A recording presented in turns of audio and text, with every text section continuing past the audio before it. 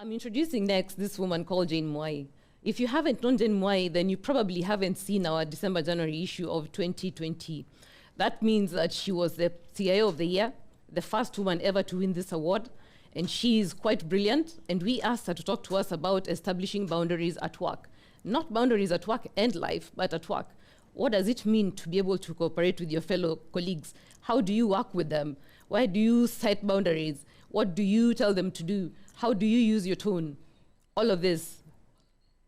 So, gentlemen, ladies, here is Jaine Mwai.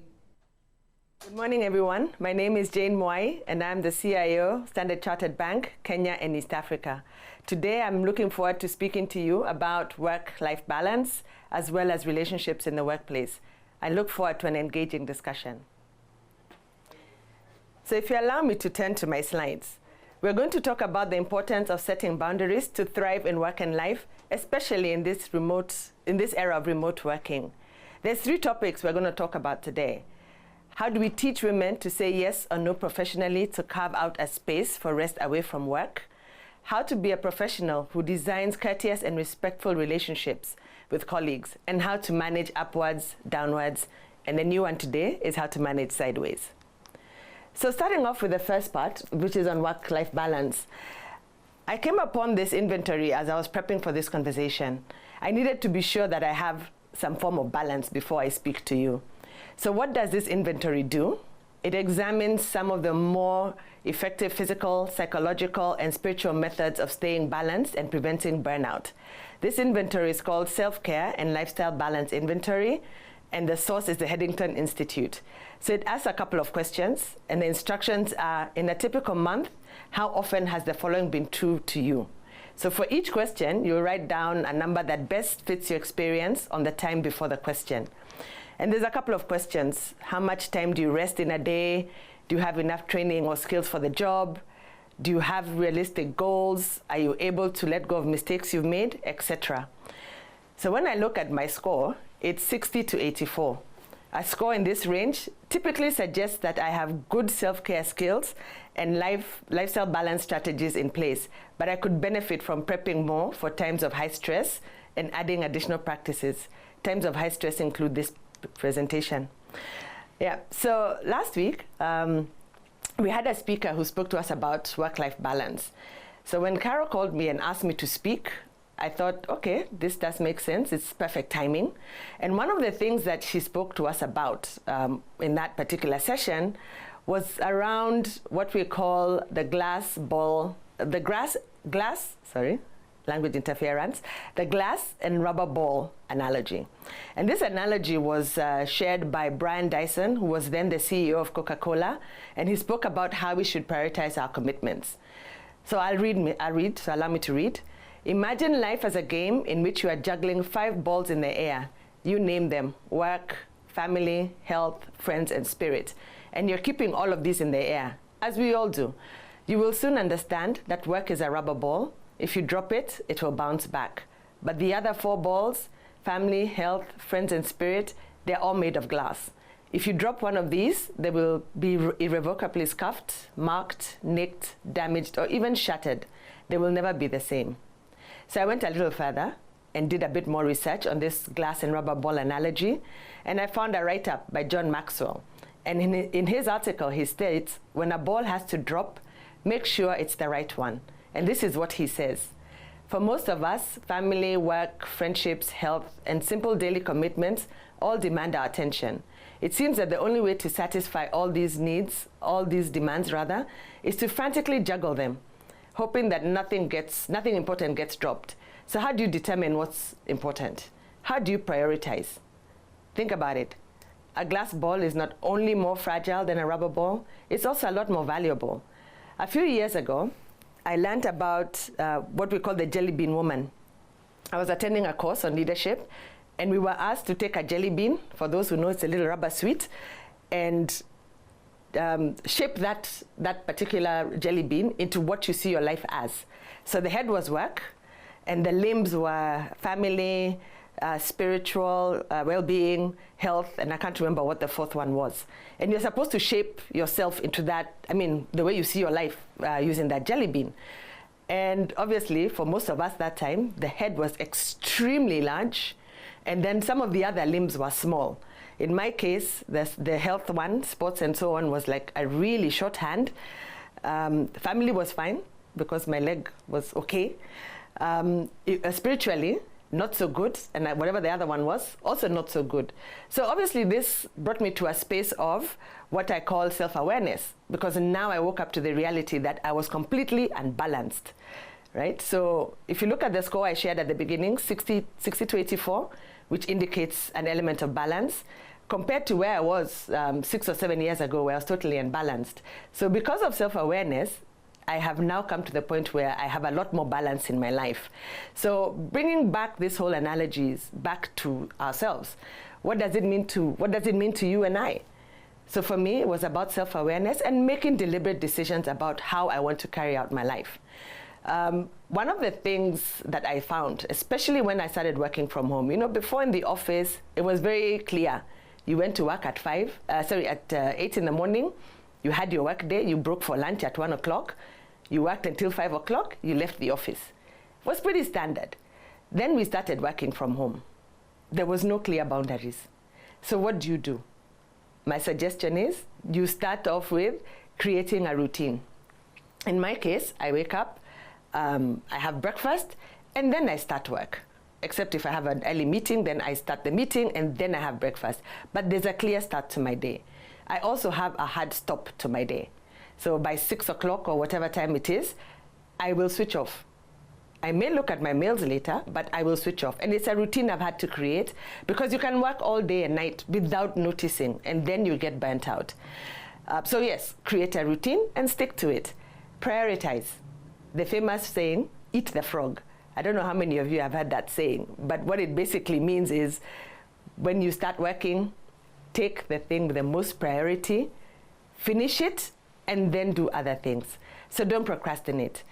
Work on whatever needs to be worked on immediately, and then set all the others. And set a timetable for yourself. So you'll say, today I'll start with this, and then I will do 1, 2, 3, 4 over the course of the day. Reduce your distractions. Working from home, it is very, very easy to be distracted. You start to see things in your house that you probably never noticed before. This painting is a bit off, so you stop working and then you go and try and fix it. No, don't do that. Just be mindful of it. Goes back to what I said earlier about self-awareness.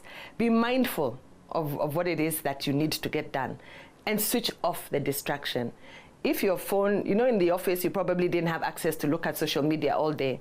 If that is proving to be a distraction to you, put your phone away from you when you're working so that you can focus, and then you can set your times for when you will actually look at that phone. Mind your environment. And a lot of there's days I sit in calls and you can hear construction work in the background. So if you are living in a place that's slightly noisy, try and, I don't know how you buffer your space, but try and buffer it so that there is less distraction. Or schedule your calls at a time when you know the construction work is not happening. Basically, be careful of your environment and make sure that whatever you do is aligned to that.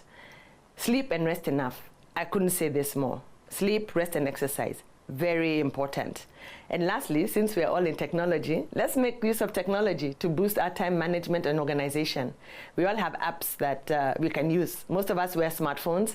You can set an app that makes you stand up every hour and take 5 minutes or go get a glass of water, whatever it is. But use technology to work for you. Yeah.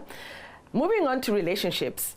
How can you be a professional who designs courteous and respectful relationships with colleagues? Ideally, we should strive to have good relationships with everyone in the workplace, right from the guy who opens the gate or the door for you, all the way up to the CEO. But what you have to be mindful of is who are those who are most beneficial to your career. Yeah? And in case you're asking who these are, it's pretty obvious. It is the stakeholders as well as management. So stakeholders are the people who will have a stake in your success or failure of your position and on the projects that you are working on. Draw a stakeholder map. Map out the people that you consider your stakeholders. Find out how you can get to them or how you can communicate with them, and have a plan. If you don't have one, have one. If you have one, make sure it's active. It's not enough to just have a stakeholder map and then sit with it and say, these are my stakeholders. But what are you doing about it? You've got to do something.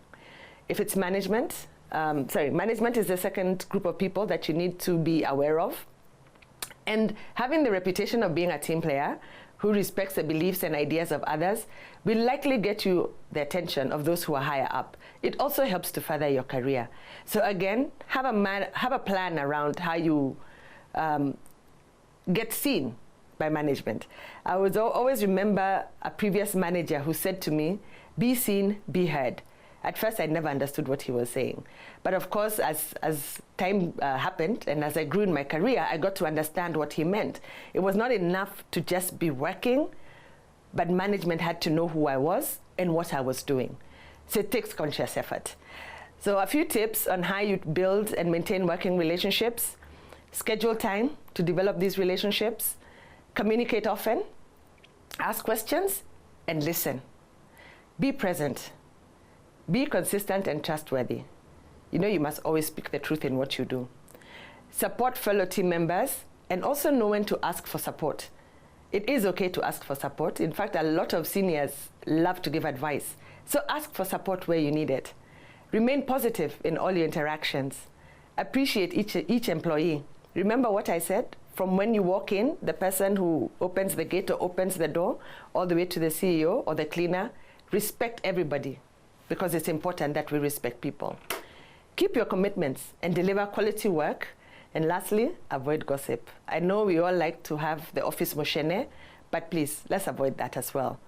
And one thing I must remind you is that all this takes time and effort. It takes a lot of time to grow and nurture relationships. So be prepared to put in the work. It doesn't happen overnight.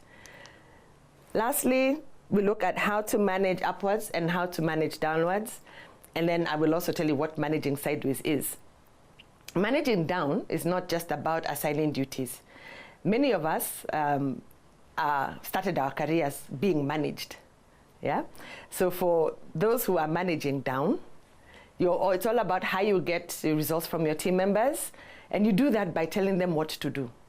So you're encouraging people, you are giving them instructions, you are encouraging them, you are recognizing them for the good work that they do. And also, if you're hiring, you make sure that you hire the right person. So that's how you manage down. It involves a lot of coaching, a lot of mentorship, and a lot of interaction. Managing up. So when you're at middle management and senior management, you then have a lot of the up as well as the down. So up is how you deal with your manager. And we all have managers. So as much as we're being managed, we all have the managers who manage us. You've got to keep an open communication with your manager on what it is that you're working on. And especially in this time where we're working remotely, it's even more important that you let your manager know what you're doing. This is the project I'm working on, this is where I've reached, this is the support I need, or this is the help I need, or basically, this is where we are at. It's important to keep those channels of communication open.